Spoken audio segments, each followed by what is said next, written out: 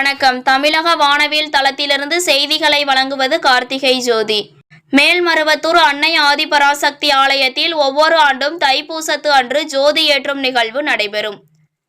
அதன் பின்னர் ஒவ்வொரு மாவட்டத்திலும் ஜோதி ஏற்றப்படும். இனி விரிவான செய்திகள். புதுக்கோட்டை மாவட்டம் விராலிமலை சண்முகா நகர் அன்னை ஆதிபராசக்தி வார வழிபாட்டு மன்றத்தில் புதுக்கோட்டை மாவட்டத்தின் சார்பாக ஜோதி ஏற்றும் நிகழ்வு நடைபெற்றது.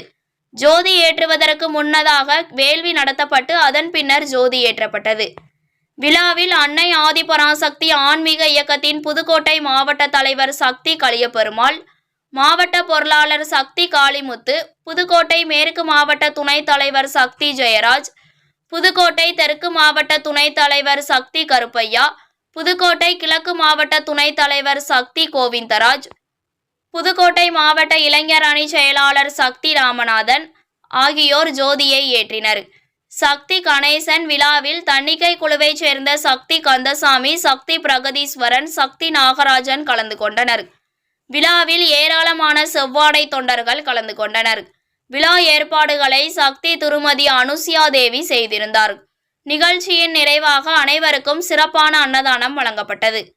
தமிழக வானவில் செய்திகளுக்காக புதுக்கோட்டை செய்தியாளர் கே. நாகராஜன்.